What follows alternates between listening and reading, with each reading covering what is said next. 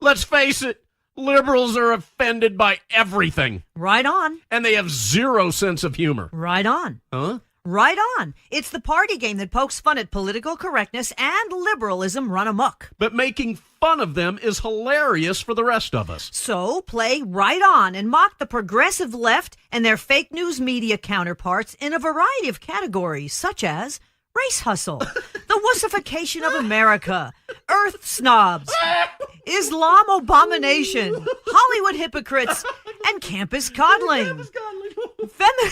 Feminism follies and rainbow games, and don't forget, millennial entitlement and many others. Right on, created by conservatives for conservatives. Because mocking the left feels so right on. Give the gift of all year long by going to RightOnGame.com. That's RightOnGame.com. Use promo code MOJO50 for a 10% discount. That's RightOnGame.com, promo code MOJO50 for 10% off. And while you're there, check out the new drinking game option. Warning, microaggressions contained in this box. Millennials and snowflakes will be offended by its contents. Retreating to safe spaces are highly recommended. RightOnGame.com, promo code MOJO50 for 10% off. RightOnGame.com. You can't handle the truth. The Denise Simon Experience. The Truth Matrix. Vetting, exposing, drilling down to the truth. Rolling Thunder, this is Hitman. Seat over. Hitman, this is Rolling Thunder. Seat out. The Denise Simon Experience. Exposing politics, lies, demagoguery, spin, fraud. Grid to suppress. Mike Charlie, 4-3-5-9er-2-1. Grid to mark. Mike Charlie, 4-7-3-9er, 8-9er, out. Promoting individual situational awareness. Question, probe, notice, ask why. Mark smoke on the deck. 2 rounds AGBT. Gas TOT 5-3.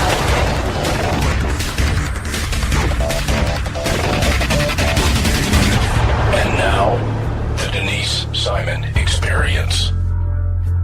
And welcome, ladies and gentlemen, to the Denise Simon Experience. Very happy that you could be along with us for the ride. And Mr. Carl Higbie has been kind enough to join us on this ride. Carl has been a previous guest, but it's been a while, Carl. For those of you that need a little bit of a thumbnail introduction with Carl, he is a former Navy SEAL with 2 tours in Iraq, a successful author, a news commentator from time to time. And if I'm not mistaken, Carl, you still hosting a podcast? Yeah, actually, it's a whole video, and I appreciate you having me on. We're doing full live TV now on americasvoicenews.com. Yay! Okay. Is it called Liberty and Cocktails? It is not. It's called The Carl Higbie Show. We had to transition over to something because some people on certain networks and TV things said we couldn't use cocktails in the name because for whatever FEC reasons. So we'll play nice. Isn't this all tiresome? You can't do this and you can't do that. I guess I should ask you right out of the chute then, since we can't think something, we can't say something, we can't go someplace, we can't do something. And I would argue at this point we're becoming self-censoring, aren't we? Yeah, I mean, we're incredibly self-censoring. It's absolute. It's gotten so bad that we've actually reversed a lot of the civil rights movement, to be honest. Where on ourselves. At Harvard now, at Harvard, they're holding black-only graduations. I was like, we literally almost fought a war. Well, we did fight a war to desegregate and to free slaves. We almost fought another war under, with Martin Luther King and the whole civil rights movement to desegregate, and now they're doing it to themselves again. It's like, what is going on in this world? I don't even know how to really describe it anymore. Let me say this. You have come out with a new book, and congratulations on that. Crisis of Culture. Yep. Available on Amazon and all that stuff. All that stuff. one of these summaries was that you wrote kind of a clinical approach to where we are today, and I was real happy to see that. I don't get as upset about issues and the stupidness that's out there, because I think if you do get really upset, then you can't think clearly. So I take a clinical approach and then I get mad later. Do you? So I actually, I've been taught one very simple lesson my entire life is, to marinate and to keep your cool at all costs, because the first person to lose their cool loses the argument. And this book removes emotion. The first chapter is called Battlegrounds. And what it does is it lays out all the issues, issue by issue, with a quote from both a liberal and a conservative. I try not to use Republican and Democrat because I want this to touch the actual ideology. And so it dials down to, liberal and conservative, where each individual leader at any given time in history stood, and then past that, it dials down into what could be a reasonable compromise just based on economics, facts, majority, and polling. It's very simple. And there's a lot of people, like for instance, transgenderism. There's only two genders. So when people say, well, what's your compromise? My compromise is that if you can show me another set of chromosomes that exists out there, I'll believe your transgender game. Oh, but now we're challenging science. Well, it's funny that the self-anointed party of science, who wants us all to accept global warming as settled science, can't understand basic biology about two genders. Carl, how long did it take you to write this book? 3 weeks. I was going to say, there's so much passion and saneness that it could take you 3 hours. So 3 weeks. It was like the most mentally exhausting experience. I took some time off to write this thing. And I just literally at the end of the day, after 10, 12 hours of writing, I was exhausted. My wife was like, did you go to the gym today? I'm like, no, I didn't have to. Like, I'm just mentally exhausted from this, because I was just pouring my soul, every emotion that I had, into this book, because I want people to really understand the actual crisis of culture that we're experiencing today. Who needs to read it? To be honest, I'd prefer more people on the left read it. The reality is they're not going to, because they don't care about any opinions other than their own. But I would like moderate leftists to read this book and to say, oh, yeah, actually, my party doesn't really represent me anymore. It destroys the notion of identity politics. And that's what it is. Look, I resigned from the Trump administration because of some comments that I had made on a podcast, 6 years ago. And I talk a little bit about that and a little bit about, how I overcame that and things in that nature. But I honestly was most passionate about the fact that you have to remove emotion from these controversial topics, and you have to kill identity politics. Because if you allow the Democrats to continue to divide us up into little individual bean piles, we are all divided, and we are not one, and we are not America at that point. I guess I have an issue that I would say one of the first segments of the population that need to read your book are the millennials. 100%. Look, I have an entire chapter about millennials in the book. Yeah, I tell you, I'm 35 years old, so technically I'm at the top end of the millennial, range. But it is, with this millennial stuff that's going on now, I see this every day in my day job. I see it through my social media feeds and things like that. The millennial entitlement has gotten so out of whack, and what's driven that is the success of the prior generation, the baby booming generation, the subsequent one after that, my parents. They've been so successful in an effort to provide their children, which was me, with the best options they possibly could. They essentially spoiled us. And now we believe that when we come out of college or high school or whatever, that we deserve a six-figure job. And that in and of itself is a serious problem. I have two sons. Both of them are older than you. Yikes. And my younger one is less political, although he gets it right, than my older one. And what is particularly fascinating is I watch my younger one among his peers, and I see from time to time that he is cautious and measured in the things that he says. And then when he's around me, he's not. So that tells you that the peer pressure is monstrous. And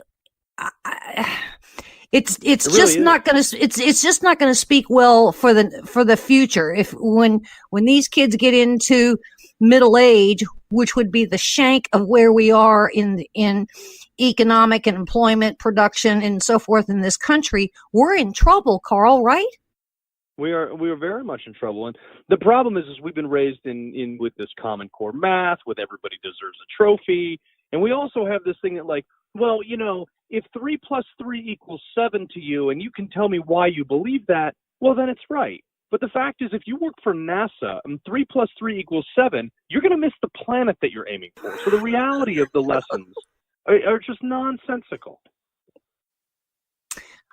I don't want to minimize your work on the battlefield, but I would say you have a unique perspective with 2 tours in Iraq, and you use the word battlefield, that the battlefield at home on social issues and political correctness, I would say, is just as challenging as being in a forward operating base when it comes to strategic and critical thinking. You know, you have to finesse the enemy, right?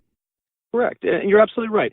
Look, bullets aren't flying at you on the political battlefield, but proverbial ones are. And I will say there is more hostility on our domestic political battlefield than there was on the Iraqi battlefield, because what is happening here is the left has decided, and that's, you know, the subtitle of the book is The Political Battlefield of the New Civil War. And people thought I was crazy to include the word civil war in a title. And the issue is we are literally fighting a civil war right now. We're not fighting it with guns and with artillery. We're fighting it with words and culture. And that's obviously the crisis of culture. And if people take a step back and understand that this is not a game, and destroying people's lives because you disagree with your political ideology, that is what Mussolini did. That is what Stalin did. You know, there's just an immense amount of history of this throughout the culture of the world that has always gone badly. And the left is just diving headfirst into it as if they're in a 6-inch deep baby pool. And they're not being shamed for doing so enough, are they? Oh, no, because the media is in the tank. With the exception of a few stations and outlets, the media is completely in the tank for the liberal left. I think that's what's probably the most disturbing to me, Carl. Help me with this, because there's more conservative talk radio out there than there is liberal talk radio. There are because more. It works. People listen to conservative talk radio. Nobody listens to liberal garbage because there's no solutions. Then there are more conservative think tanks than there are liberal think tanks. But that's because there's more conservatives that think. And so why are we losing? It seems as though the conservatives, the libertarians, they are giving up more ground than the Democrats will ever give up. Why? And that's what I think I like about you, is because you're not giving up ground. No.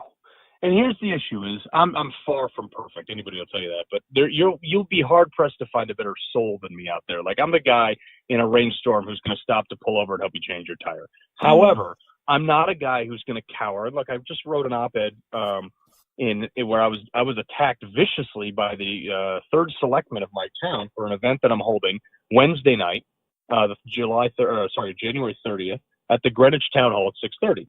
And he thinks I'm a provocateur, I'm a horrible racist, bigot, homophobe, sexist, phobophobist, whatever. And simply because my views are different from his. And spare me the moral reality, since he was one of the senior attorneys at the time Harvey Weinstein was settling his sexual assault thing. So spare me the morality on that. But I am tired of people running over Republicans. Look, you had Mitt Romney. His politics are meh. He's a vanilla guy. He's not gonna solve any problems. He's definitely not the guy I want next to me in a bar fight. But he was a good person. He was a good soul, deeply religious. He's a decent man. family-oriented. Just a decent man. Yeah. Just a downright decent guy. However, he was still called a Nazi. He was called a bigot and a homophobe and a racist. He was called all these things with no evidence to it. But at the end of the day, he was still called those things. So no matter who you are, the left is going to call you those things and hope to shame you. And most people are like, well, I don't want to be called that, so I'm going to shut up and I'm going to quiet down. You know what? Call me anything you want. I was willing to fight, bleed, sweat, and die for this country. You want to come at me with some stupid theory that I'm racist? Yeah, you can go talk to any number of the mission trips that I did. You can talk to the most diverse military I was in. You can look at the fact that I was literally the face for community service for the United States of America. The irony in that is almost epic. The fact that I'm being called a racist because I said something 6 years ago that some liberal didn't like. These are the things that I have done in my life. And I'm not willing to back down just because somebody is whining about it. Because whine all you want, liberals. It's not stopping me. I keep wanting to attach that scarlet letter to the left for, I bet you 25 reasons a day. Yet we're the ones that are wearing them because every sentence ends with the accusation that the Republicans, the conservatives are racist. I mean, if everybody's a racist, then nobody's a racist. Did I get that wrong? Yeah, exactly. Well, that's the thing is when everything is racist, you negate the actual, you delegitimize actual racism, which, look, it still does exist and it's bad, period. There's people, I mean, look, racism has existed throughout history. America is just the first country to fight a war amongst ourselves to end it. I mean, that's literally what it comes down to. Like when they say, oh, America's such a bad place, you tell me one other place in the world where you can have the great opportunities and the great equality that we are afforded here in America. I mean, you're not going to find it. So, Carl, the left deals on emotions. They speak in platitudes on emotions. I've listened to Elizabeth Warren. I've listened to Kamala Harris. I've listened to Cory Booker. Dianne Feinstein. And yet the sane part of the argument, the fact-based part of the argument on the side of the conservatives, and they put it out there, and the liberals just step right over that mountain of facts. And we're still not coming out on the right side at the end of the discussion. Why not? Because there's two arguments that we're arguing right past each other. One is arguing on emotion and one is arguing on reality. And you can't have the two arguments and have one win and one lose because they're both arguing different things. You can sit there and tell, look, take AOC, Ocasio-Cortez, all right? I give her all the credit in the way her policies are half-cocked and terrible. But I give her all the credit in the world because she has ignited the exact same fury on the left that Trump did on the right and the Senate. And she's basically Santa Claus. That's what she's selling. She's selling you Santa Claus. Like, I promised you this. We're going to get you this. We're going to get you that. How are you going to pay for it? Don't worry about that. And the average person is like, oh, well, an elected official told me they were going to do it. The problem is the Republicans are having we're the Debbie Downer. We're the 13-year-old conversation that says Santa really doesn't exist. And to watch you can't have the same conversation with somebody who's 6 years old. So when I see this talking past each other, that's the point of this book, is to really put us on the same playing field, the same battlefield, and say, that's great. And the talking point is clear. Republicans should wholeheartedly want everybody to be insured by healthcare. Absolutely. But we're not saying that. Our PR message is garbage. We have lost the PR war hand over foot. So we need to get on their plane and say, yeah, I would love that. Let's talk about it. That way now we agree on the fact that everybody should have health insurance. It may not be a right. It's definitely not a right, but everybody should have it. So now we agree on that. So the next thing to talk about is how. We've got the what. Let's get the how. You lock down the how. Okay, it's $30 trillion over that. Okay, well, Finland has it. Sweden has it. Yes, but in Finland and Sweden, if you make $45,000, you pay 45% of your paycheck in taxes. In America, you pay virtually zero. So these are the conversations. We have to get liberals to have the conversation. And the way we do that is like, yes, your ideas are fantastic, But the reality is, let's talk about it. I go back to the emotion thing. I mean, what the Democrats are necessarily and the liberals are selling is emotion that you've earned, you deserve by the fact that you're walking and you're breathing. You have new rights.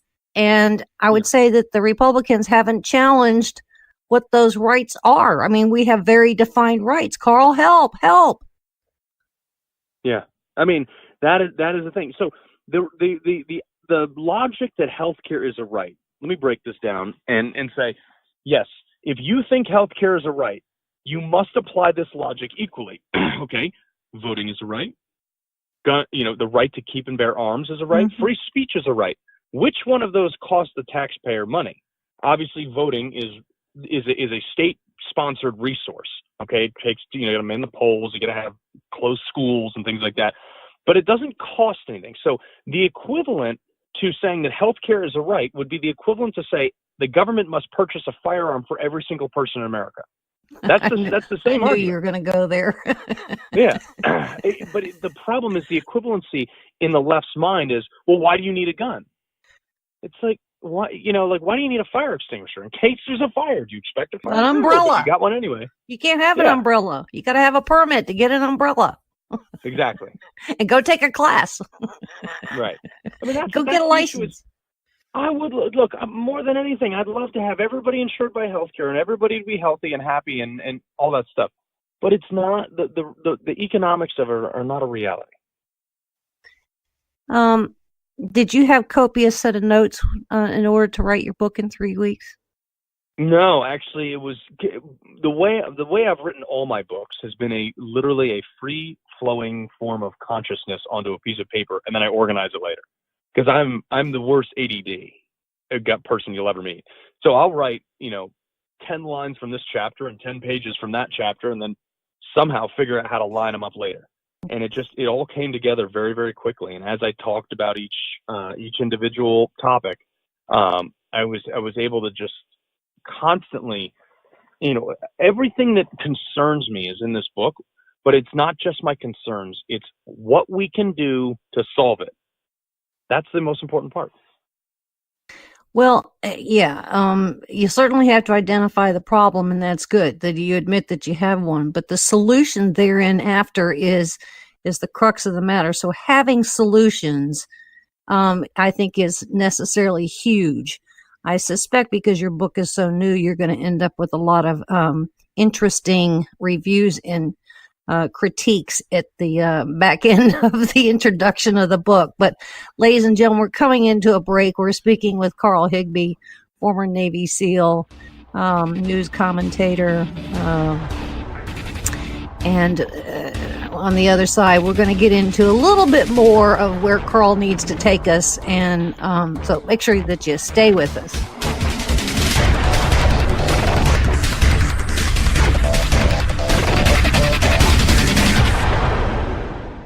This is Don Newen with Cowboy Logic Radio, and I carry my Sig Sauer 9mm every day. It's like a MasterCard. I never leave home without it. And I'm glad you do, given that you work in Atlanta every day, talking about a rough place to work. Well, Donna, I would say that most of our beloved Cowboy Logic Radio listeners not only own, but carry their weapons, too. It's just the thing to do nowadays. So do I, Don. And we need to share with our listeners a fantastic weapons company, Tar River Arms. Oh, and I should mention, they were founded by United States Marine, enough said, right? Badass-o-matic. TarRiverArms.com. That's TAR Riverarms.com. Tar River Arms, America's first virtual gun store, makes it easier and more comfortable than ever to purchase your firearm online. And through 3D interactive experiences, you can even view and inspect that gun you're purchasing. They even have weekly specials that eliminate shipping and broker fees, Donna. Great guns, great prices, and great service. And remember, Tar River Arms is veteran-owned and operated. Don, would you expect anything less from a Marine? No, ma'am. At TarRiverArms.com, you can search by caliber, manufacturer, and firearm types. Revolvers, semi-automatic pistols, including your SIG, Don, short barrel rifles, long rifles, shotguns, and NFA silencers. They even have very hard-to-find products such as the H&K MP5. Totally badass. Tar River Arms have some of the coolest high-end tactical weapons made, all at great prices. TarRiverArms.com, U.S. Marine owned and operated. Hoorah! Hey, gang, did you know that the big cellular companies fund liberal causes and candidates, not Patriot Mobile? You're correct, Donna. Did you know that the big mobile companies have spent over $100 million to elect liberal candidates? They also fund liberal causes, agendas, and organizations such as Planned Parenthood, not Patriot Mobile. Here's how it works. You, our beloved Cowboy Logic Radio listeners, pay your cell phone bill every month. Then Big Mobile takes your money and gives millions to liberal candidates who authorize subsidies to provide free cell service, Obama phones, to do-nothings who vote for more liberals so they can keep getting more free stuff that you pay for. Not Patriot Mobile. So here's how you fight back. Switch to Patriot Mobile with unlimited plans starting as low as $20 a month and stop funding the big cellular companies. Feel good about funding the right agendas. Every dollar you spend makes a statement. What message are you sending? And it's easy to switch. You can even keep your same number, and they've got great nationwide coverage that includes Double D Ranch. Visit them online at patriotmobile.com or call them at 1-800-A-PATRIOT. And for any of the guilt-ridden liberals, that's 1-800-272-8746. Created by conservatives for conservatives. Their name says it all. Patriot Mobile. Do it now. patriotmobile.com or 1-800-A-PATRIOT. Ladies and gentlemen, what message are you sending?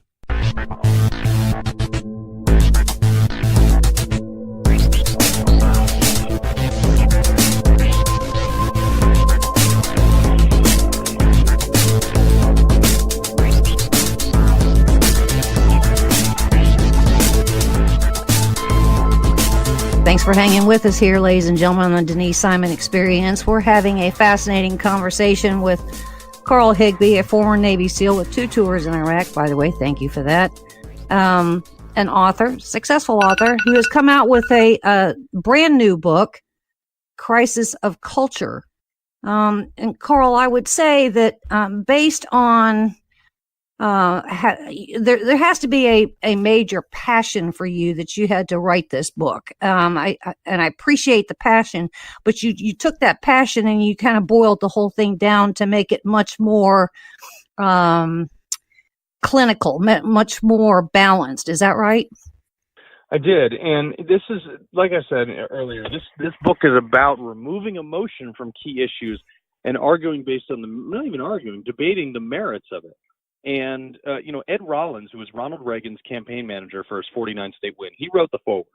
And he talks about in his foreword how this is the most divisive, hostile political environment he's seen in his 50 years of politics. I mean, that's a remarkable comment. And what that means is, take any issue. I mean, we could do this all day with any issue. Let's just take abortion, okay? Arguably, one of the hot button items. Most of the people that are marching with these pink hats and saying that they want to abort their fetuses till day one, the last day of whatever Their due date. Let's say that they're not doing this because they actually want to abort fetuses. They don't care. They could care less about aborting fetuses. What they care about is being politically charged, and they're actually their sole goal there is to rub it in people's faces that believe otherwise. And that's the political climate we're in. Look, I'm a right-wing, gun-toting, motorcycle-riding, guy who loves America. But at the end of the day, I'm not going to scream in someone's face just to piss them off. I'm only going to debate the merits of the issue. These people that have been charged, and this goes both sides. It's mostly left, but there is some on the right. The left's problem is they just beat this drum saying, I'm going to abort, and they're not doing it because they actually want to abort or will or have aborted anything. They're just doing it to drive conservatives insane. And then you have the hardline Bible-thumping side. I'm talking the hardline pro-lifers that get so angry about this. And that's what they're doing it for. And there's no compromise for them. Me, I'm like, look, I'm pro-life personally. You want to get an abortion? Don't make my tax dollars pay for it. Do I think it's wrong? Sure. But, at some point in life, there has to be that compromise, and that's part of what's in the book. Is one of the first issues in the Battlegrounds chapter is, look, a compromise is where you both give and get. Gun control, gun control is another hot button item. The liberals say, well, don't you just think that we should compromise and ban assault rifles? Well, look, that's not a compromise. That means you get something and I lose something. You have to lose something too. So a compromise for them would say, I'm happy. Look, you want national background checks? Fine, take them. I have hundreds of guns. I've never bought a gun without a background check. You want a background check? Fine. Everybody has to have mandatory background checks for any purchase of any rifle or gun or pistol, whatever, anytime, anywhere, for any reason. Okay? In exchange, I want national reciprocity. That's a compromise. Seems fair, but they won't have it. I like it. Let's go back to abortion here for a second. I want to hear your response to, we can kill babies up until the due date, but yet the left doesn't want the death penalty. How does that work? Right. I'm actually sitting in the state of New York right now. Yikes, I'm sorry. And I put this up on Twitter actually a little while ago. It was one of my very high-grossing tweets. I think we had over 1 million impressions on it, which was, I'm not a pro-life drum beater. I'm just not. Like, it is one of those issues that I just am not that passionate about, and people get mad at me on both sides for this. But I think it's morally abhorrent. Like, this is a fetus. This is a baby. It's not like a clump of cells. You're killing a living being at that point. Look, first-term abortion, if you don't have the financial mechanisms or means, and you think it's just danger, I get the fact that somebody might be there. I understand that, and I'm sympathetic to that. But when you're 2 days out, 1 day out from a birth date, are you kidding me? Like, yeah, I mean, what would you say if it's the same thing as I walked in your house, like, oh, your son's 6 months old, I kind of want to abort him. It's called murder. And then why don't they, if it's not murder, why does if you kill a pregnant person, you get 2 counts of murder? Yes, exactly.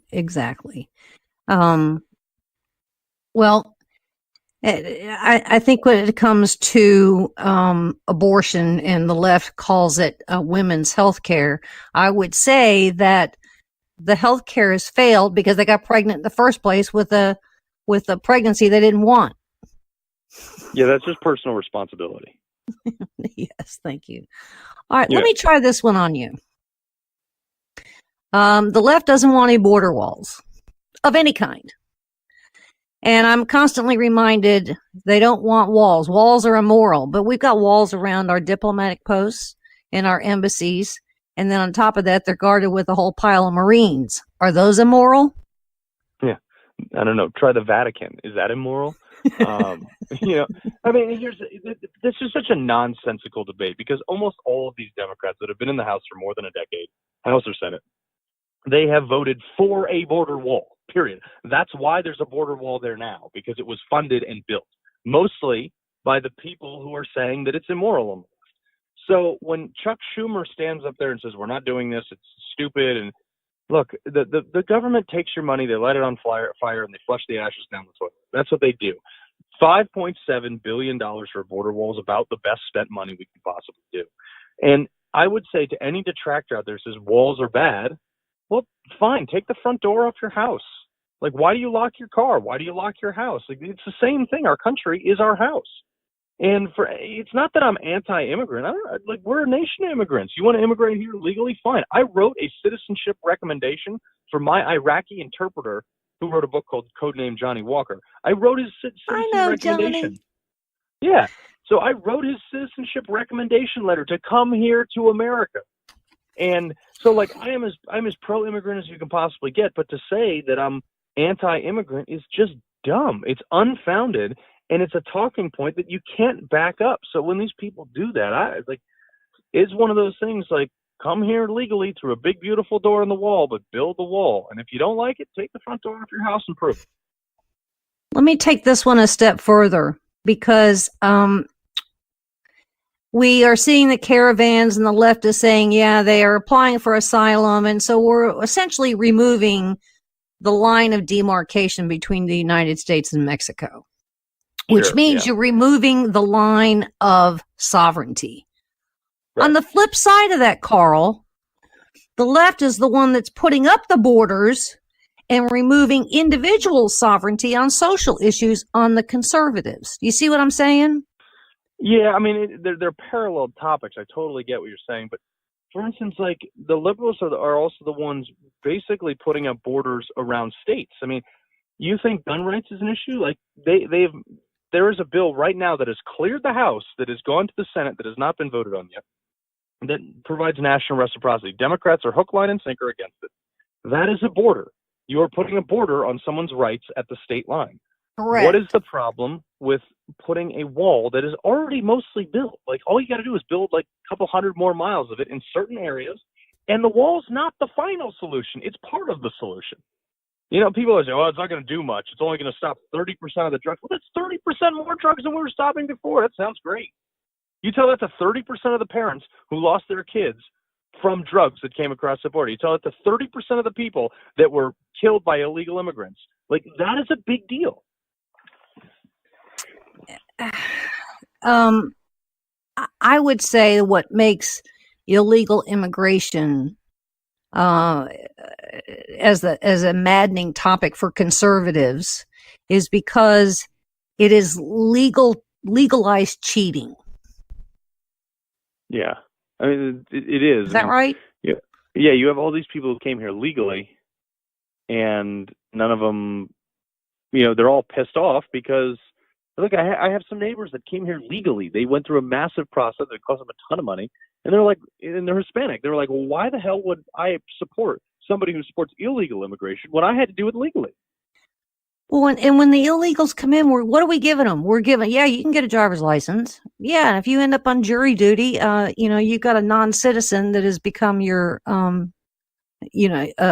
gets to decide on your case as an American. We're giving them education. We're giving them health care. You know, we're giving them stipends, and we're just letting them run free. That's cheating our system. And that's the part that I guess it's the one word that I use that I can't seem to get anybody else to use, is that they're cheating all the checks and balances, good, bad, or indifferent, that we do have, but whatever it is that we do have, it's being minimized, and it's fraud. I mean, it's cheating. Yeah.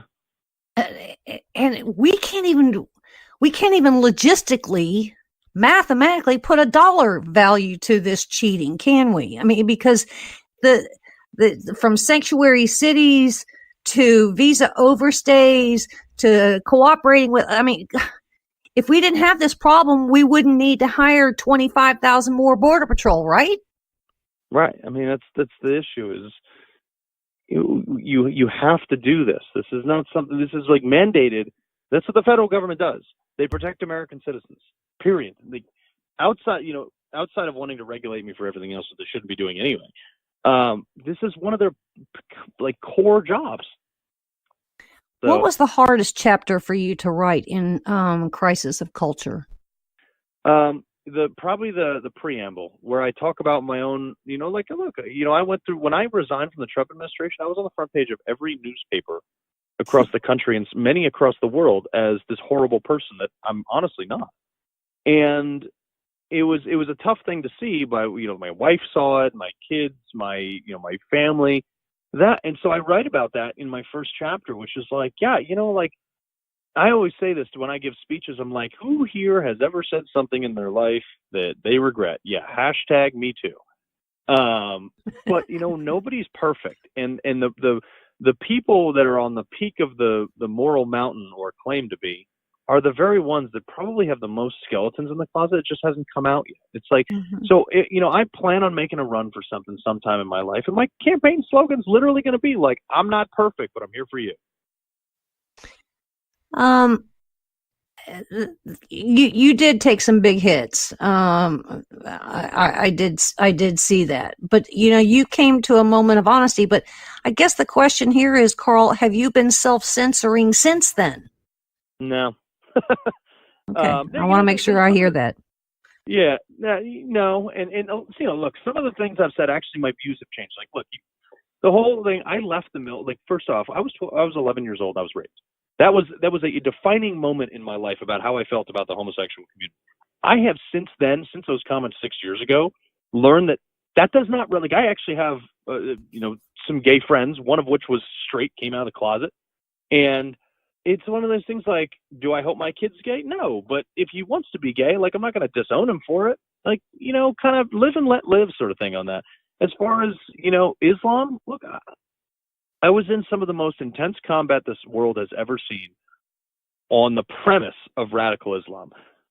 My feelings towards that will never change, period. And you want to practice Islam, by all means, go ahead.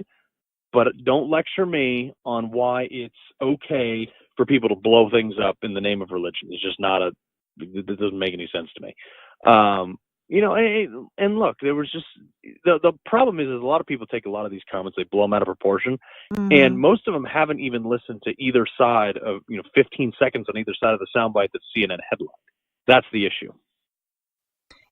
What chapter of your book, Crisis of Culture, do you think is going to get the most criticism? D, all the above.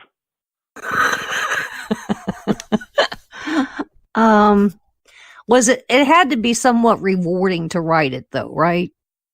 Therapeutic. Yes. What the great part about this book, too, is it's published by a group called Tactical 16. And 16 stands for the number of acres destroyed on 9/11, and tactical represents the fact that they serve first responders and military. And one of the big points of this book is I make $0 off this book. 100% of all the money that is made from this book goes back to Tactical 16 in order for them to fund other veterans writing their pieces, which is therapeutic for them. Mm-hmm. When you have conversations with other members of the military, active and retired, what is generally the topic of discussion? I mean, the problem is there's a lot of people in the military that, like, we're in the business of putting bullets in bad guys. We don't care about the fluff. We don't care about, being nice and hunky-dory and we care about getting the job done. That's the issue, is a lot of these people just don't understand outside of the military that, sometimes you have to do things that you don't want to do to get things done. Life is not a peach. And that's one of the biggest things. Like, there's a guy named Matt Best, and as graphic as he is in a lot of his YouTube videos, like, he does a lot of sketches, like Saturday Night Live style sketches of like what it's like to be a veteran coming back into real life. And it's shocking. The transition is the most difficult thing for any military veteran to go through. You can go through all the wars in the world. Transitioning from a war climate, from a military that is killing bad guys, back to a society that is offended by someone calling you an a-hole, it's a very difficult transition. We sent in the midterms more veterans back into Congress. Several of them I know. Are they in for a rude awakening when they get into that disgusting machinery in Congress? Well, yeah, I mean, look, in the last 40 years, we went from 80% of Congress veterans to 18%. It's slowly starting to tick back up. However, I have some very good friends that have gone there, and some have stuck to their guns, and they are ready to tear that place to the ground, roots and all. Others are assimilating with the DC Beltway BS. And that, to me, is disheartening. I mean, I hope that a lot of veterans go there. Like, there's a Congressman, Guy Rushenthaler. He wrote the foreword actually to my first book, way back 6 years ago. And he has gone there and he is like, I'm going to fight for the American people till I don't have any blood left in my body. And he is doing a great job. And then you have others, which I'm not going to name because they're friends of mine, that are assimilating to DC culture and being, not doing anything. Do you expect them to? Do you expect all of them or some of them to hold on, or is there a chance that they're just going? I'd rather go back to a real battlefield. I think they're all going to hold on. Both sides of this, and they're definitely all going to hold on. It's just a very difficult fight. That's what it is. I interviewed Dan Crenshaw before he won his congressional race when I was in D.C. last fall. And I found him at the time, most of the discussion was on immigration and those trials and chaos in that whole policy. And I found him, I think, to be holding back. I think he was somewhat of a sleeper. But now that he's in Congress, I think he has found his true north. Would you agree? I mean, I sure hope so. I think he is. He did hold back early on.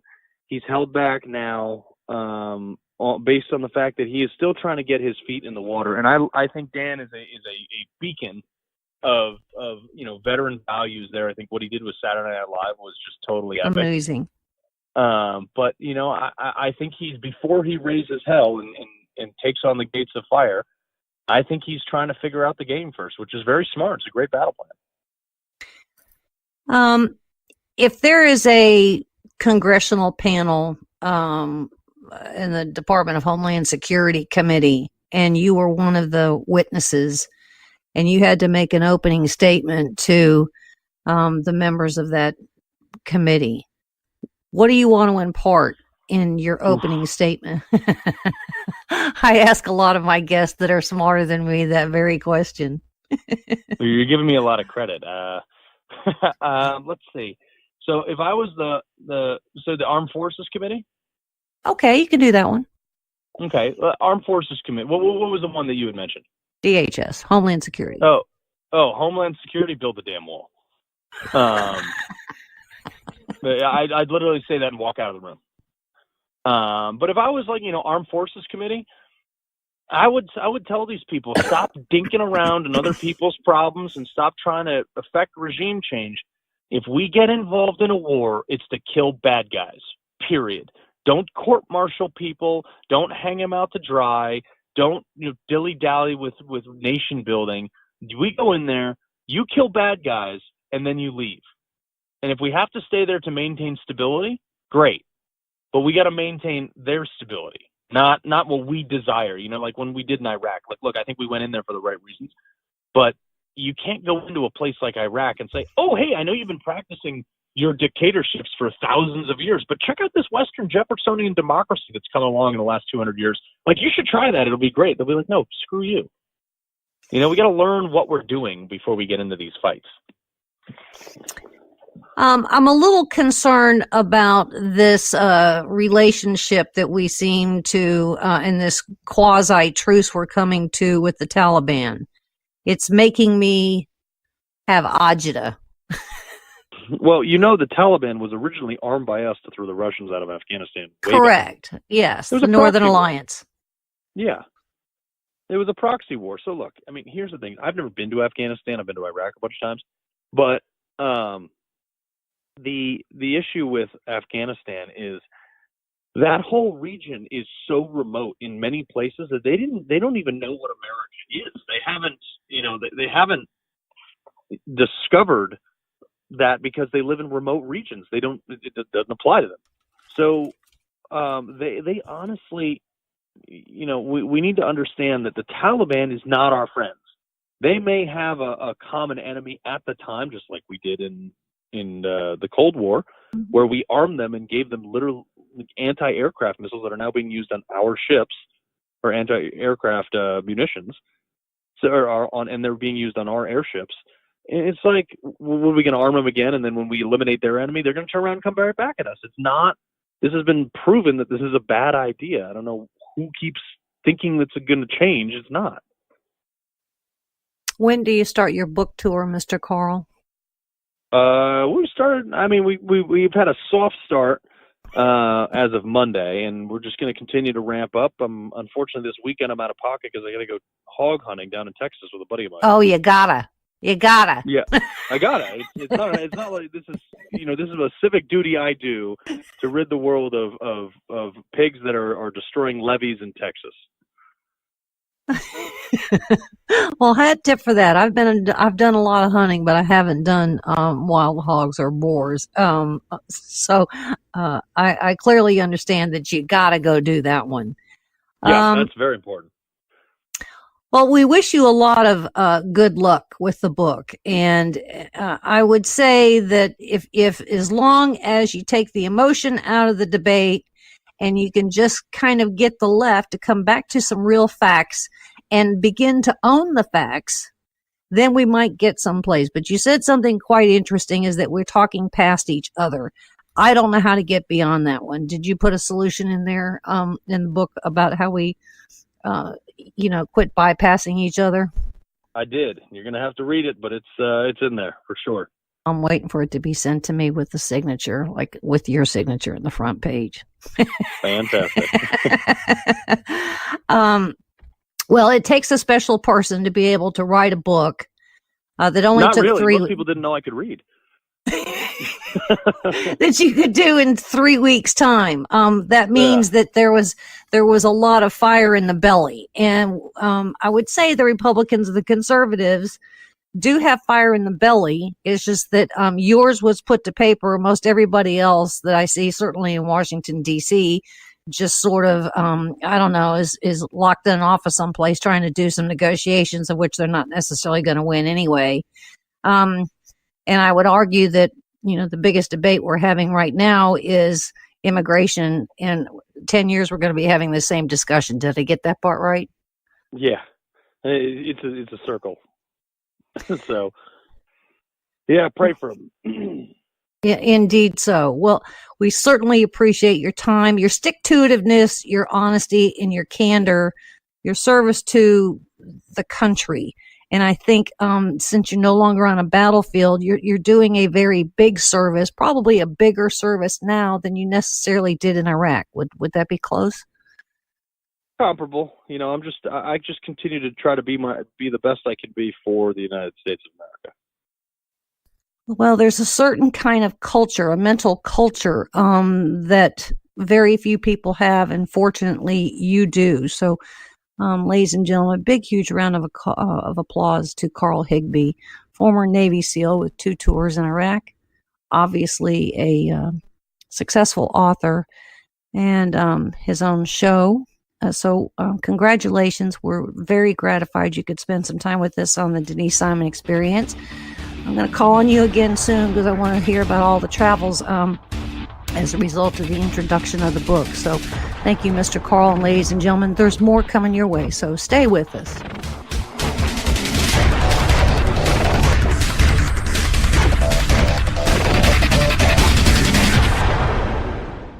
Hey, Donna, Cowboy Logic radio listeners love law enforcement. That's right, Don. And Charity Magnets designs and produces beautiful, high-quality products for law enforcement supporters and enthusiasts. They've got very impressive honor badge car magnets. CharityMagnets.com. They've got license plate honor badges. CharityMagnets.com. They've got cool keychains and license plate frames. CharityMagnets.com. I'm on their website right now, and this is my favorite, the Honor Badge dog tag. Look at that little doggy with the dog tag. He's so cute. Donna, we're trying to do an ad read, and you're playing around on their website, which happens to be CharityMagnets.com. But he's so cute. Donna. Okay. Hey, this is huge, too. For each sale, a donation will be made to Cops for Kids with Cancer. Cops for Kids with Cancer has given more than $2.5 million in donations. Yes. Become a Blue Honor Foundation member today. Like Donna is doing right now, go to CharityMagnets.com. But he's so cute. All right, use the promo code MOJO for $5 off any purchase. I know you all love and support our brave law enforcement professionals and their families.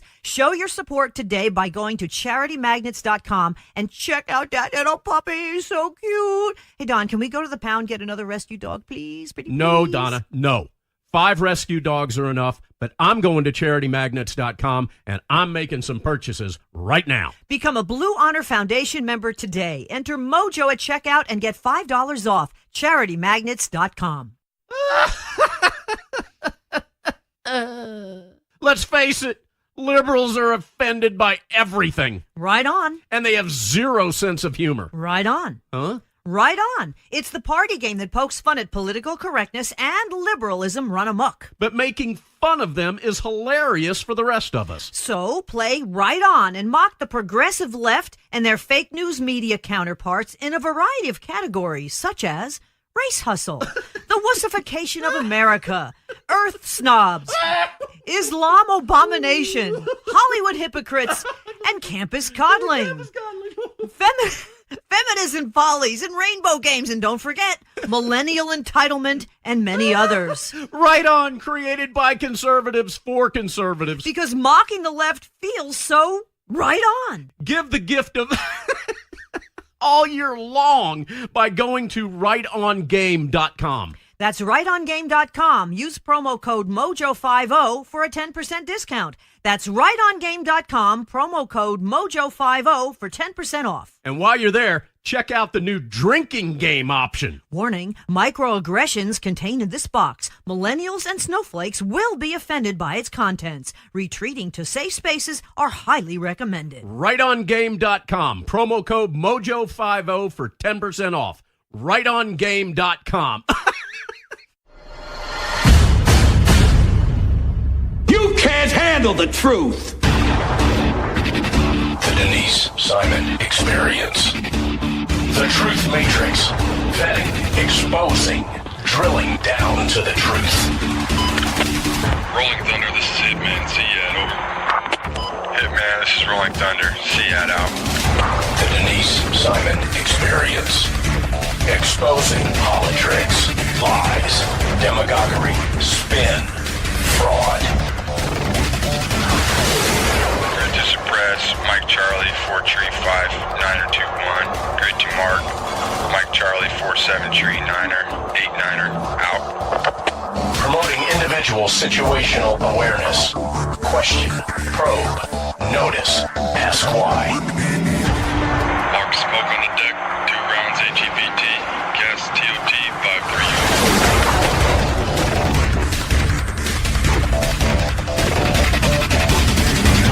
And now, the Denise Simon Experience. Welcome back, ladies and gentlemen, to the Denise Simon Experience. I gotta tell you, I'm an exhausted radio show host because I have been madly reading Luke Rosiak's book, Obstruction of Justice, and Luke has been kind enough to join us on the Denise Simon Experience. If any of you have been following the story that he has been so investigating with the Pakistani IT people in Congress with Debbie Wasserman Schultz et al., he had no choice but to kind of put it in a book form. How the deep state risked national security to protect the Democrats. And before Luke was doing all this, he was an investigative had an investigative role at the Senate Homeland Security and Government Affairs Committee. Congratulations, Luke. This is an amazing book. And sadly, I'm only halfway through. Thank you so much, Denise. It's great to be here. Whoa. I have to tell you a little secret. I have these little page post-it note things, that you put on a page that you want to remember. I probably have 100 of them on there. And then I had to highlight some of those that were more important than the next page. Oh man. I want to kind of start in the middle because I don't want to give away too much of the book, which is not a must read. It is it's an immediate read for everybody out there. Let me kind of start in the middle, and maybe you can take us where you need to go from there. We have this Dropbox feature out there in the internet. And why did Dropbox become so important to Debbie Wasserman Schultz and our little Pakistani guys when it was only homework and school homework and kids' photos? Yeah, that is pretty funny, isn't it? Man. So, this guy is working in IT for members of Congress. He's got access to all their emails and files, and the Inspector General of the House of Representatives, who's the investigator in charge of, finding bad stuff going on, catches this guy, and it turns out that he's violating all the rules. He's logging into members of Congress' email accounts as the members of Congress themselves. He's funneling data off the House network, and he's, trying to cover his tracks. He's doing all this high-tech stuff designed to take data and avoid being caught. And, Nancy Pelosi doesn't want this to come out because this is during the 2016 election, and they want there to be a narrative about Trump and Russia, and to have them be hacked by these Pakistani guys that they pretty moronically hired the Democrats without background checks or anything. it was not the narrative that they wanted. And so they go into cover-up mode, and as you say, I mean, eventually they get the media eating out of the palm of their hand, and at one point they tell the Washington Post, oh, he was sure he broke into congressman's servers, but he just wanted to upload his child's homework to the congressman's server. And the Washington Post prints it like, phew, guys, there's nothing to see here. And so this is a story that started as really a national security breach and really just a colorful, crazy story. It's like James Bond. It's like it's like watching a movie, I think, to follow the story. But eventually it became something in some ways bigger, because it was a story about a cover-up, and it was a case study in how really the Democrats and some even Republican leadership like Paul Ryan, how they protect the incumbents on Capitol Hill, how they work with the DOJ and the FBI to protect politically powerful people and rig investigations that are politically charged, and how the Democrats manipulate the media. And so at the end of the day, this is, in one sense, it's just a really entertaining read about a case that a lot of people might not have heard of. But it's also like sort of it's a roadmap to how politicians deceive us and how the justice system is so corrupt. I was so embarrassed with how many little those Post-it stickers I had on the pages. I went in and showed my husband last night. I said, look, I'm halfway through with this book, and now each page is more important than the last, that I've had to kind of put little red marks at the top of those to show which ones are more important. I mean, it's crazy, and I'm only halfway through. Okay, so here's another one, a dive. This is just to really pique the listener's interest. We have this Yoha Mirza fella who is on the FBI's most wanted list. If you got a guy that's on the FBI's most wanted list, where's the FBI in all of this? It was so amazing the way, because you get the Washington Post will say, oh, don't worry, guys, the FBI's looked into it and they found nothing. So that's a really effective way to control the narrative. If you don't want something to get publicity, you rig it at the criminal level. And so, this is, for a while I wondered, why is the FBI, why are they not doing anything? I mean, I've got documents. I mean, it's not hard to find the evidence against this guy. It's hard not to find it. Everything about this guy had the hallmarks of just a major national security breach. And so the FBI is like, oh, I don't know, we didn't find anything. And so I document exactly how that was intentional, and the people in Capitol Hill working for Nancy Pelosi and things like that. And so, as you mentioned, there's just one of the million things that's just bizarre, just crazy, like out of a movie with this guy, is he has all these suspicious financial relationships with this guy who, flees. It's a Pakistani guy in America, flees the country because he's indicted here for mortgage fraud. He goes to Scotland. He rapes a woman in Scotland, so he's going to get deported to Pakistan. And then he pretends to convert to Judaism, and he becomes a refugee in Scotland because he says, oh, Pakistan kills Jews. I'm Jewish now, so you can't deport me. So when you went dumpster diving, was the guy in the car really an FBI guy? Did you ever find that out? There's every impression that he was. I mean, the day after I, went through this guy's trash can, he fled.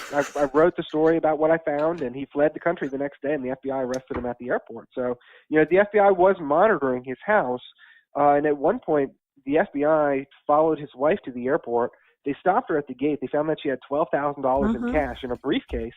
And what did they do? They let her leave anyway, even though she refused to talk to them, and she hadn't declared the cash. It was illegal. So it's like the FBI was aware of this stuff, but they were like basically facilitating the cover-up.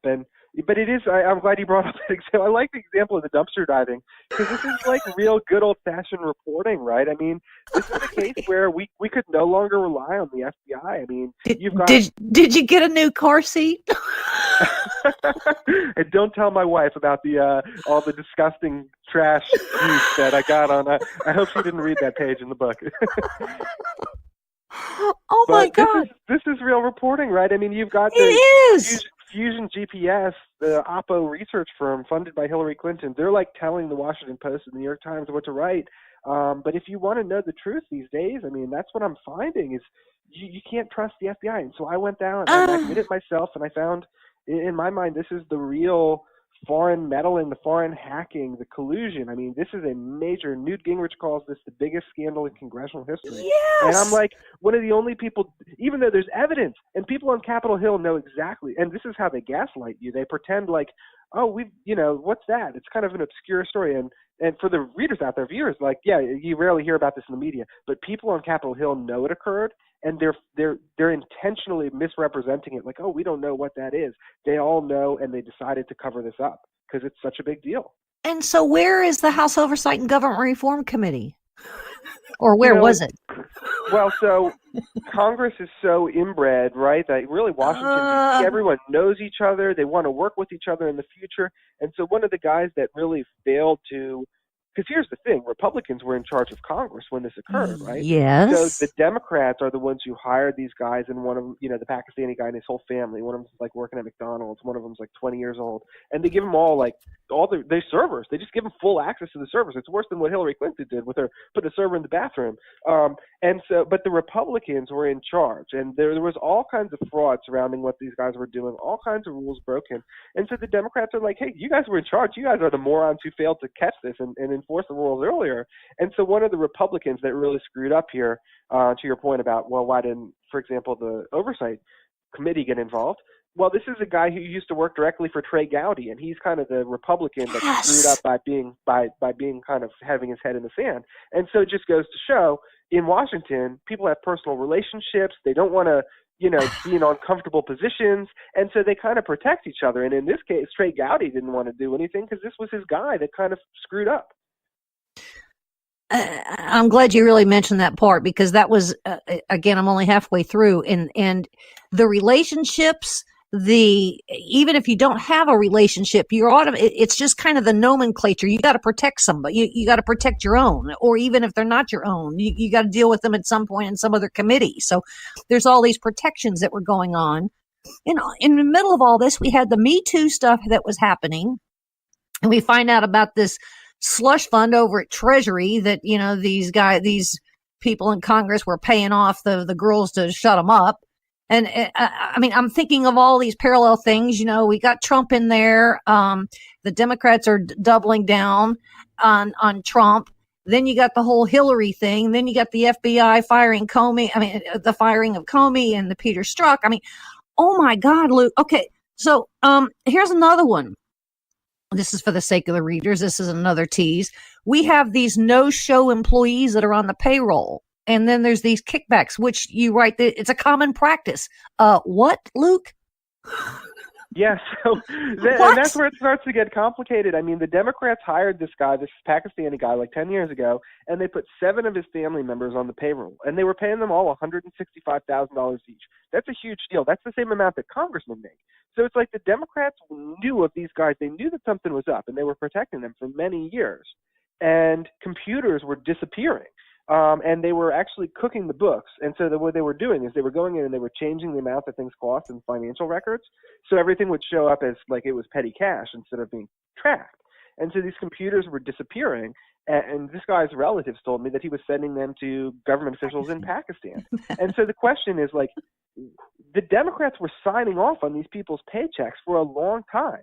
And they had to know, like, they were giving access to servers to some guy's 20-year-old brother working at McDonald's. What's going on? And that's where you start to wonder, I mean, were these guys potentially blackmailing these members of Congress? Were the members of Congress, were some of them in on a theft scheme where they were kind of like splitting the proceeds for, ghost employees or equipment disappearing? And that's where, kind of underlying this hack, you peel back the layers of the onion and you realize there's just a lot of dirty stuff on Capitol Hill that's exposed. And so when something really, really bad like this happens, where there's a national security breach and a hack on Congress, there's an instinct to make it go away, because the closer you look at Congress, the more corruption you find, and that starts to implicate all kinds of people. I like your writing style because you're very matter of fact in here, and it's like the more you investigated this, the more ludicrous it got for you, and I could tell that you were becoming almost sarcastic in some of it. Like, is this you? It's almost like you couldn't believe what you were writing. Is that right? Yeah, absolutely. I appreciate you saying that. I mean, because it's funny because some people think, and you look at the title, Obstruction of Justice, How Deep State Risks the National Security to Protect the Democrats. It sounds partisan, but when you read the book, it's really not. It's a very matter-of-fact recounting of the documents and the people that I spoke to, and the Republicans were not any better. First of all, I don't want to blame too many Republicans because most of them actually didn't know about this. It was concealed from them. But Paul Ryan was in charge of the House, and he was deeply disappointing. I mean, just the way that some of these Republicans, they're just kind of coasting. They're going along to get along, and they don't want any drama. And meanwhile, the Democrats are kind of plotting, and they're much more savvy and cutthroat, and they know how to use the media. But it was very bizarre for me to uncover this, because publicly you never really heard about it in the media. No. And they would say sometimes like, he must be Islamophobic. I bet that's why he's talking about this Pakistani guy. And it's like, if you read the book, 3 or 4 of this guy's immediate family members are on the record in the book. And they're saying things like, this guy held me in captivity. He was abusing me. All right. And he's not praying his 5 times a day or whatever it is. Exactly. And so the Democrats are very cynical the way that they use these identity politics. And in this case, it was covering for a very, very bad thing and a very bad guy. And he was harming women. And all the Muslims were the first ones to say, this is a guy who's a threat to our country. And those were family members that really had loyalty to America, and they were grateful to be here. And they knew this guy better than anyone. And they said, he's an extortionist and he's a threat to this country. And they knew that back in Pakistan. The whole family was corrupt. Absolutely. It's funny that the FBI says, oh, nothing's there, and the Washington Post is trying to downplay it. Because if you Google this guy's name, Imran Awan, there comes up a 2009 article in a Pakistani newspaper where he's extorting people. He's calling in political favors because he's so powerful. He's got people convinced over in Pakistan that he works at the White House. And, he had like 17 people like arrested and tortured, and he framed them so that he could steal their money. And so he's using his political influence to do all these scams. And, you literally just have to Google his name. And so then they act, of course, later. Number one, everything is racist, Islamophobic, anti-Muslim, and it exposes democratic corruption. And the other thing, right, is Donald Trump. I mean, if you want to deflect from something bad, you just say his name. And then if other people don't like Donald Trump, they're instantly won over to your side. And so they blame Trump. But this was a scandal that happened for many years, as I said. But way before Trump. Yeah. People were blowing the whistle on him in Pakistan. The rest of it really hit the fan in 2016 when Trump was not president. And somehow still the Democrats say, it was Trump.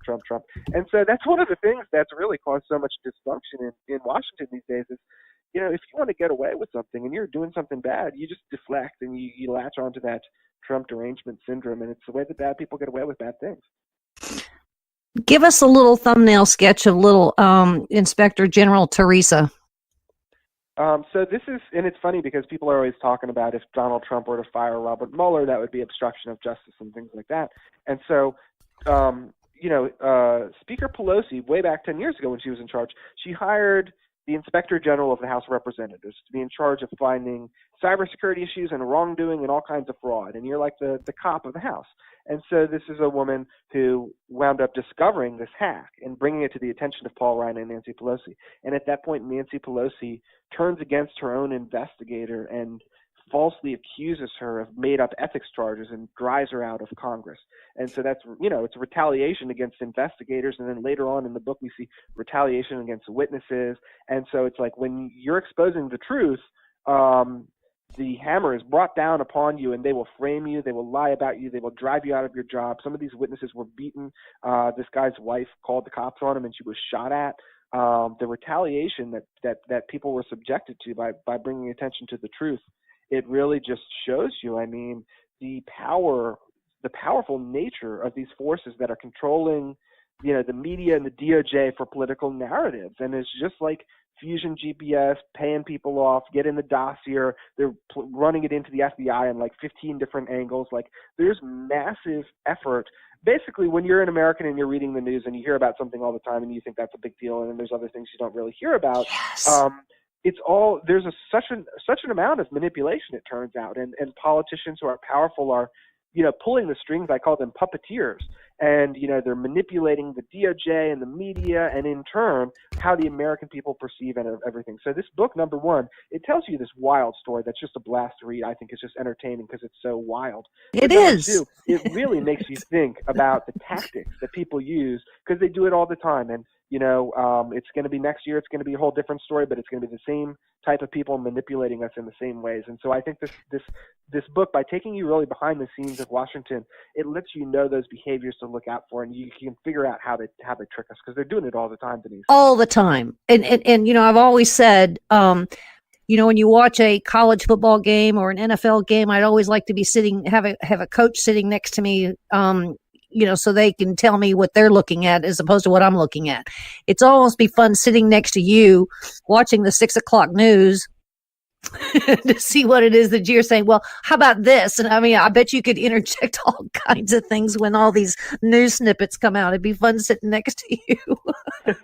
And this book, it really does. It tries to take you behind the scenes. And, yes. A lot of people, the powerful people in Washington, some of the most powerful people aren't famous, and a lot of times they're not even elected. They're these behind-the-scenes, shadowy operators. Yeah. And this book kind of takes you into behind the curtain, and you can see these grand puppeteers who are manipulating things. And these are some of the powerful people, the people whose names are not household names. And those are some of the people that this book, Obstruction of Justice, names and exposes. And people just don't like Debbie Wasserman Schultz yet. She's still, I guess because she's feared, she's still there, right? Well, that's part of it, right, is by covering up all this bad stuff. I mean, she was running. She had a very strong Democrat running against her in the primary, and because she basically uses her power to conceal the things that are going on, she's able to win election. And, one of this Imran Awan scandal didn't get a lot of media coverage, and so this book is something that I don't expect a lot of people to come into it with a lot of knowledge about it. But one of the things that was on the news that some people might remember is Debbie Wasserman Schultz, her laptop was stolen by this guy after he was banned from Congress. And he takes it and he leaves it in a phone booth, and the police find it at midnight in a phone booth. And it's like, what? Is this real life? Is this James Bond? So the cops get the laptop, and she threatens the police in a hearing, and it's on video. And you can kind of see her voice, like she's freaking out. And so that's something that people might remember. Oh, now I know, with that Pakistani guy. And so this book is kind of like pulling, like, what was that all about? And it turns out that it's this absolutely insane, massive story that's bigger than what we hear about all day with Russia, because there's not even any evidence on that. This is the real story that will blow your mind. And the people, they concealed it from us, and it's just to keep their jobs. People like Wasserman Schultz still in office because they're able to hide the really, really horrible stuff that went on and is documented, and there's evidence of in Congress in 2016. Congratulations, Luke. Thanks so much. This is a huge public service. Ladies and gentlemen, Obstruction of Justice. Go get it, and go get it now. Big thanks to you, Luke. And ladies and gentlemen, there's more coming your way, so stay with us.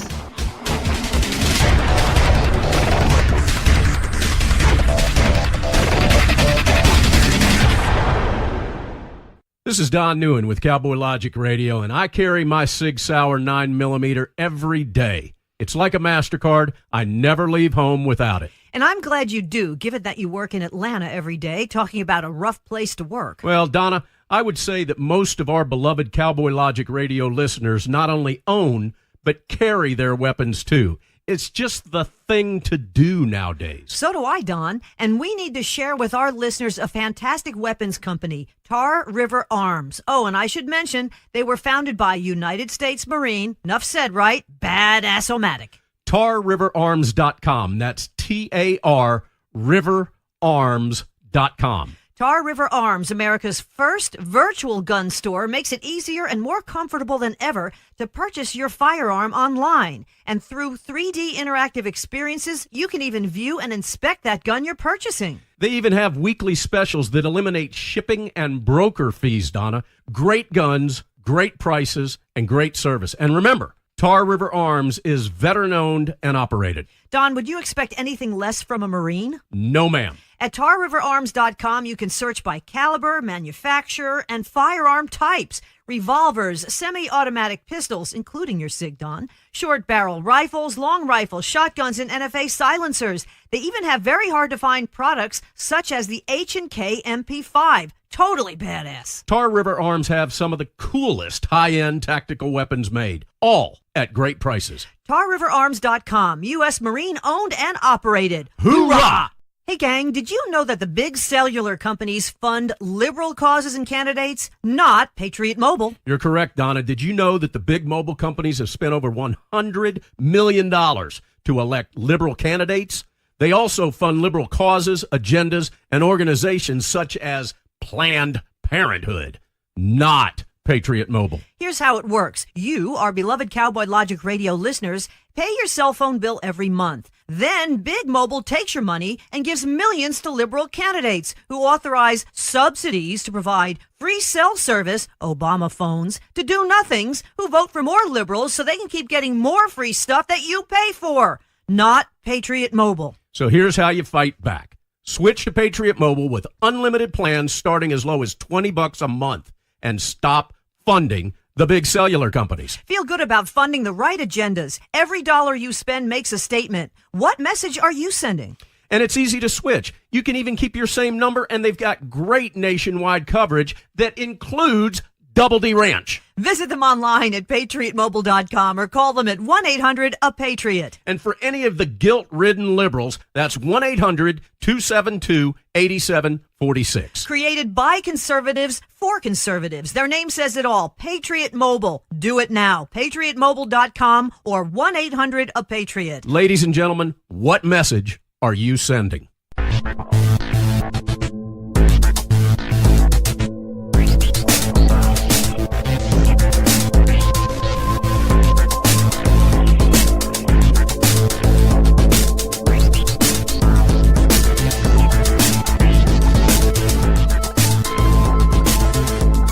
Thanks, ladies and gentlemen, for hanging with us here on the Denise Simon Experience.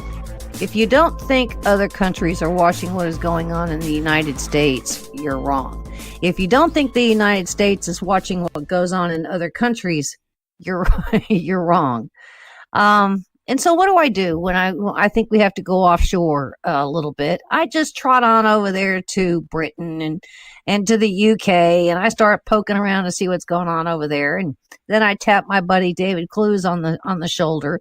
David is the founder of UKUnity.org. Because the one thing that has left our headlines is the matter of Brexit. And there's an awful lot that's happening here with Brexit, or maybe not happening, that should be happening. So, David, welcome to the Denise Simon Experience. How you doing? Denise, I'm great. Thanks very much for having me on. It's always a pleasure. So we have this failed Brexit thing that Theresa May concocted. Yep. And it seems like everybody's somewhat up in arms over this thing, which has caused probably as much division over in the UK as we have division here in the United States. But let me ask you, is this Theresa May Brexit plan all Theresa May's fault? Yes, I would say the buck stops with her.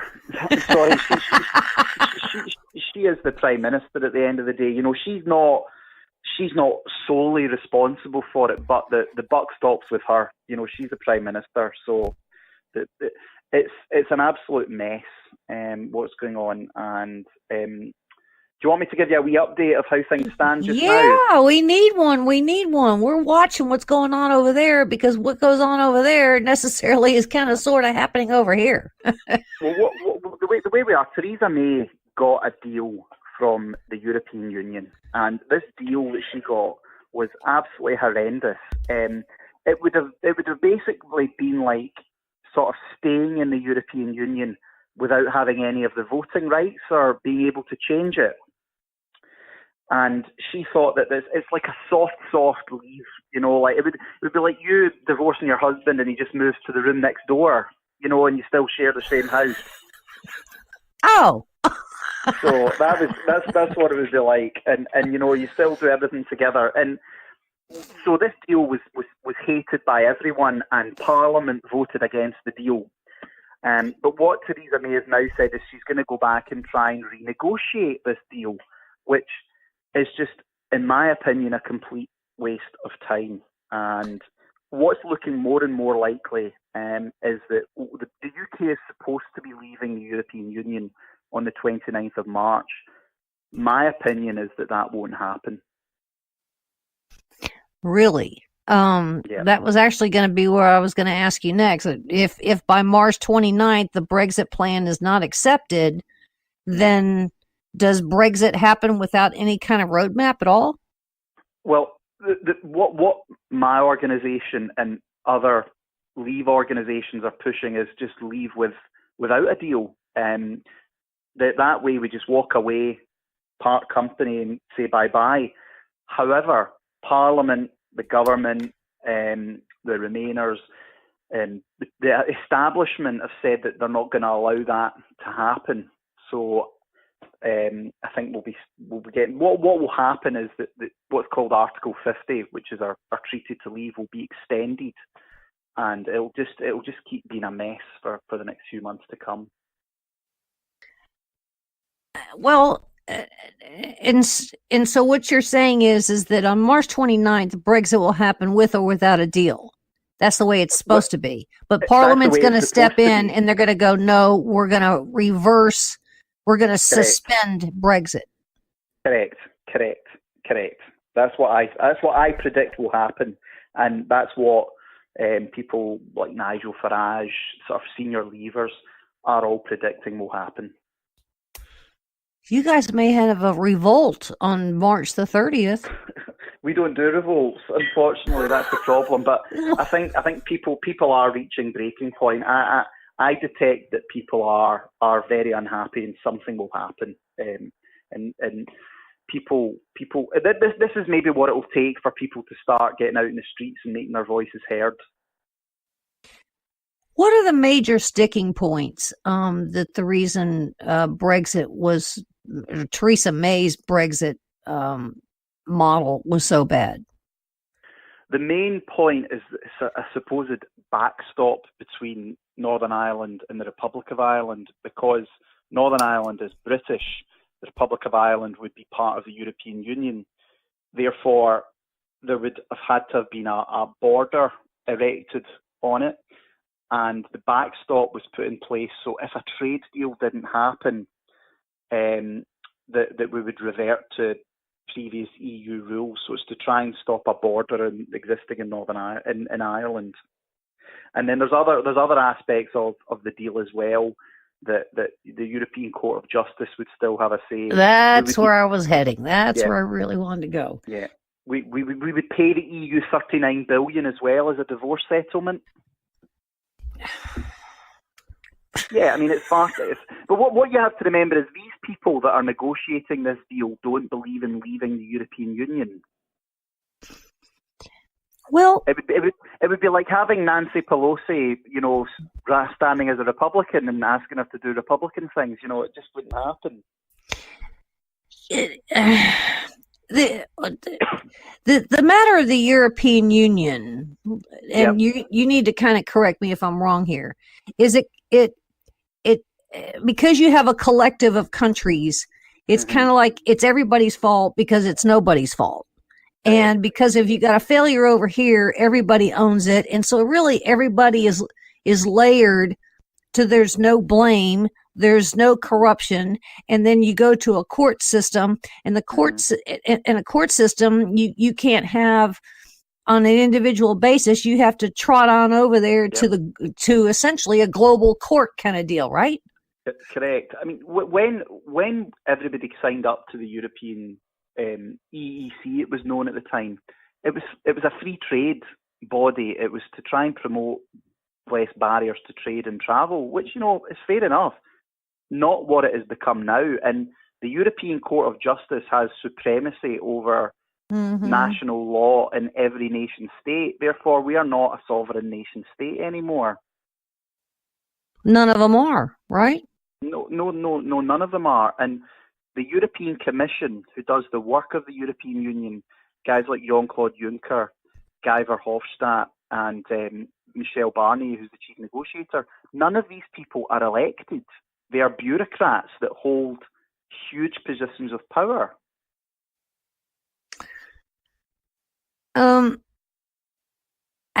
Has it gotten to the point, David, where everybody is so used to not having sovereignty that if we go back to sovereignty, we wouldn't know what it looked like anymore? Yeah. I think you're right. A lot of it is this fear that if we leave the European Union, our economy might take a hit. Now, it might take a hit, and it might take a small hit, but it's a bit like you going and setting up your own business. You know, there's going to be a few months you're not going to get paid. There's going to be some difficulties, but in the long run, you're standing on your own 2 feet, and it's probably going to be worth it. Well, I know when the United States tries to deal with Europe, if Donald Trump picked up the phone and called Theresa May, she would be kind of like all over the place because she can't really make any independent decisions. No, if you pick up the phone and you call Angela Merkel, they're like, well, we have to go check with, Belgium. Right. That's right. You're basically, it's like a big sort of supranational corporate structure, a bit like the United Nations. And when it comes back to it comes back to the fundamental of democracy. Your democratically elected leaders of individual countries should be the ones that are fully accountable. And what's really interesting is that originally the argument against Europe was a very left-wing argument. You know, it was based against the way it sort of stifled democracy, whereas it's moved away from that, and people, they kind of sold their soul out to the devil almost. Yeah. And that's where the problem lies. It needs to get back to the key thing about being in charge of your own nation and your own democracy. Do the pro-Brexit people almost need to go back and try and resell what independence and sovereignty looks like? Yes, there is a big argument that there might end up being another referendum. And there is a school of thought that if there is another referendum, the vote to leave would be even bigger this time.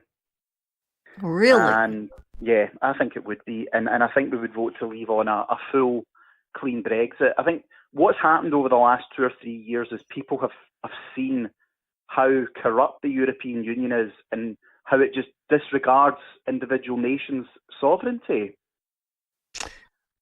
Well, that's a word that doesn't get to be used so much anymore because it's been replaced with nationalism. And sovereignty is the word. And the thing is as well, the EU crushed Greece as a country. It's crushed Portugal. In Greece right now, unemployment is running at, youth unemployment is running at 40% in Greece.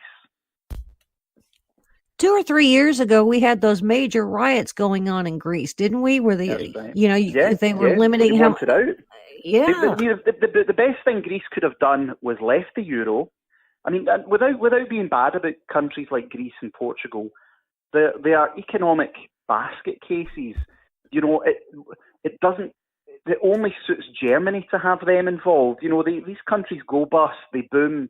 Because you have to abide by EU laws. And you know what? I don't really have a problem with that. If that's the way they are, that's the way they are. But the EU crushed Greece as a country, and it's never recovered since. No, and so then you got people like, Moscow stepping in and China stepping in. Correct. Because of Brexit, because of the uncertainties and the unknowns, it appears, because I've been kind of poking around, that your entire business landscape, the business investment, economic investment is either stopped, or they have taken it elsewhere, or it's been put on suspension because nobody knows what to do here, right? You see, there is another big problem we have in the UK. I'm sure you have in America as well, is these massive corporations that are just, crony capitalism. There's no entrepreneurship. Your average entrepreneur, small business, isn't overly bothered about leaving the European Union. They want out because you could be more entrepreneurial. But it's like all these big businesses, big pharmaceuticals, big banks, big industries. They're too used to how things are, and they don't want it to change. Yeah, they don't. People that. I mean, how long has the European Union been in existence? How many years do we go back? The original, the Treaty of Rome goes back to the 60s when it was France, Germany, and was it Italy, I think? Yeah, France, Germany, and Italy, and then it's grown, and then we joined in 71. We joined the EEC, and then there was the Maastricht Treaty of 92, which sort of paved the way for the euro, and then the Lisbon Treaty of 2006, which saw even more powers go into the creation of the European Union. So fully since about 2006, because it was originally the European Economic Community before. So I would say that a lot of these members of Parliament and a lot of these decision makers really don't remember a lot about Britain's independence in the first place. No, they don't. And there's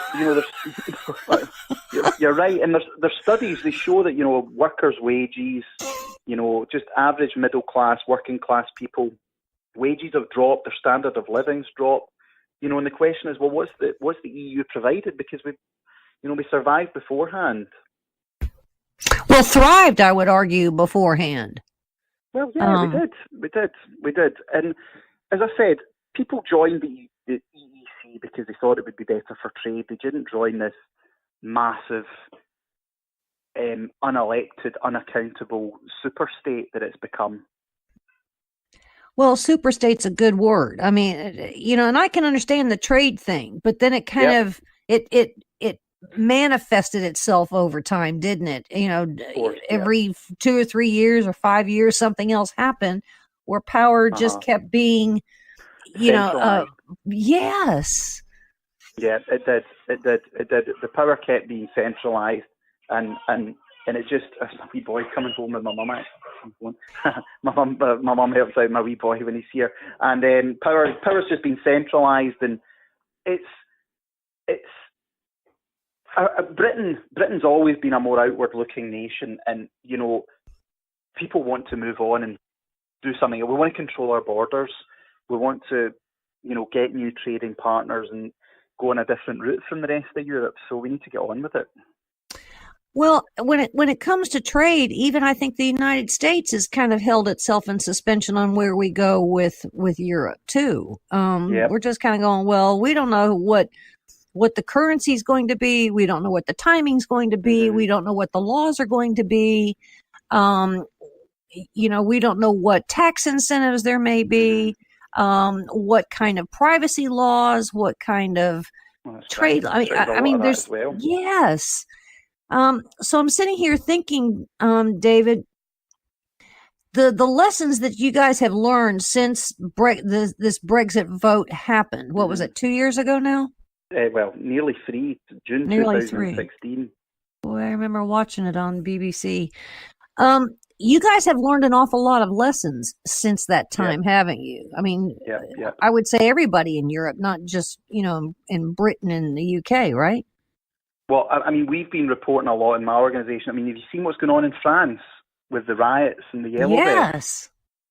You see what's going on in France, and the mainstream media ignore it. I mean, that's almost like a revolution that's taking place over in France. And, these rulers, Macron, Merkel, they are absolutely hated, Denise. They are loathed by their people. They're globalist puppets. Well, whatever lessons that you guys are learning and you have realized that what the power brokers are doing to the citizens, we should be really paying a lot more attention, because there are lessons to be learned. And the one thing is that, I go back to the thing where, the word sovereignty is the right word, but it's been replaced over here by nationalism. And that's a bad thing. But it's not. I mean, look at your organization called Britain First. I mean, that's where, and, Trump has been out there saying, every leader has their own country that they are by duty and oath sworn to protect. Well, that is nationalism. I don't care what right? Right. And even from a practical point of view, it's about democracy. We elect leaders that's going to look after Britain. You elect leaders that's going to look after America. Yes. Not the other side of the world. And, I don't think that's being selfish. It's just putting your own nation and its own people ahead, putting them ahead of others. And I don't really think that's that radical. I think that just shows you how far I don't think it's radical. We've moved from normality in this country. Is that looking after your own citizens of their own nations who pay their taxes, who contribute, rather than everyone else around the world. I mean, the thing is, it's not to say that you would just ignore other people's plights, but you've got your own problems here you've got to deal with. Well, Theresa May went through a vote of no confidence. And, here's the deal. There's nobody to replace her. Nobody wants the job in the middle of Brexit, do they? No. I mean, we have a huge, you're right, we have a huge problem of lack of quality politicians. And we do, too. Same as America. I mean, I've been watching, Ms. Ocasio-Cortez, and, if she's the best that the Democrats can produce, then my goodness. It just shows you how far the Democrat Party have fallen in America, that, she's considered the rising star of the Democrats. This was the party of the Kennedys, as much as I don't like the Kennedys, but, they were capable individuals. Well, I'd rather have a Kennedy right now than a Kamala Harris or a... Well, yeah. Or a Bernie Sanders. Yeah, and it just shows you how far they've, and it's the same here as well with the Labour Party. They've got what is called, you call it as well, identity politics. They've gone down that road, and it's a terrible road. But even the Conservative Party in Britain's a joke as well. They're just globalist puppets as well. You really only have one media source, and that's the BBC, right? Well, no, we've got other media sources. We've got Sky and ITV, but they're all the kind of same. I'm starting to grow my own news channel, Unity News Network. We're going to be getting a news studio and doing things because there's a massive drive for alternative media now in the UK as well. People are sick of what mainstream media tells them. Oh, maybe you guys learned that from us. Oh no. Well, we did. What happens in America catches on about 10 years later, and I followed the whole thing as well about the Covington Catholic kids. The way the mainstream media attacked. Now, actually, a friend phoned me when that happened, and he asked me what I thought. I says, well, on first impressions, from the small clip I saw, I said it didn't look very pleasant. I said, but what I'm going to do is I'm going to wait to see what happened before making a judgment. Now, why on earth didn't the Washington Post, BuzzFeed, Huffington Post, CNN, why didn't they do proper journalism and find out the full story before publishing? First story out wins. No, nobody reads the corrections.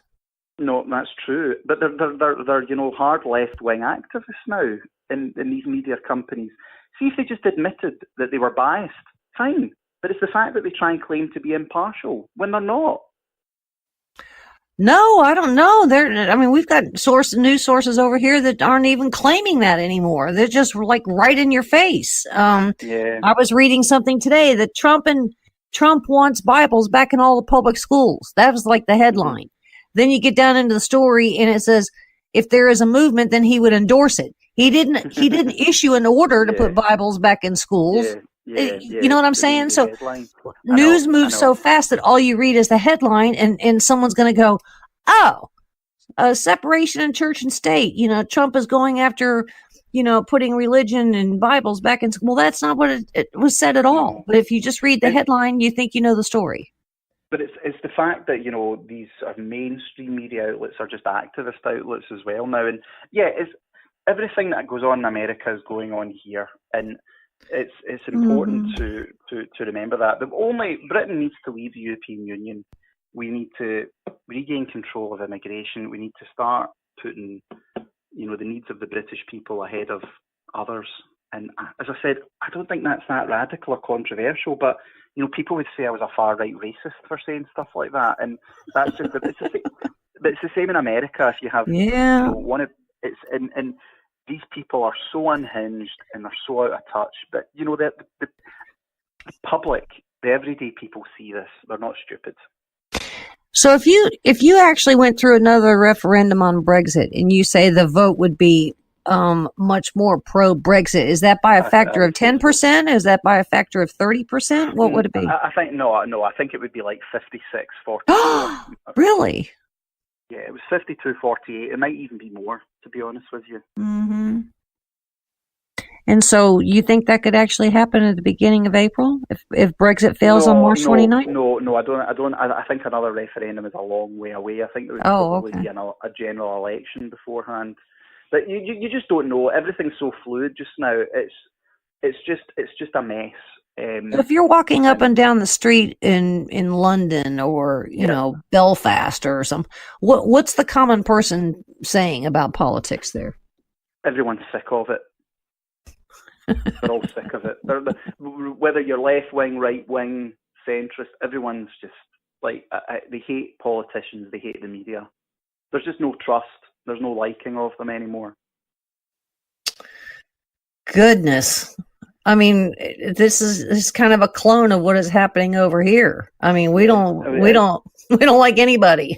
No, it is. And I mean, I see that as well in America. The Republican establishment aren't liked by the grassroots. And then you've just got a Democrat Party who are just off the charts in terms of they're so out of touch with middle America, it's unreal. Well, we're not facing a Brexit. And you guys are on less solid ground than we are. But I would say your less solid ground could get even less solider because you have a factor of the complete unknown. Whether it's March 29th or the whole thing gets put into suspension for 180 days. This is only the start, though. People of what's going on in Britain. People are just angry. They're angry at the political class. They're angry at the media. They're angry at the establishment. There's just a feeling that the people that we expected to do better are not really that good. Well, ladies and gentlemen, big round of applause for David Clews, and please go visit ukunity.org. .uk. ukunity.org.uk. Yeah, .uk. I actually saw that the other day. .org.uk. Yes, thank you. And thank you, David. And thank you, ladies and gentlemen, for being with us, and we'll see you again very soon.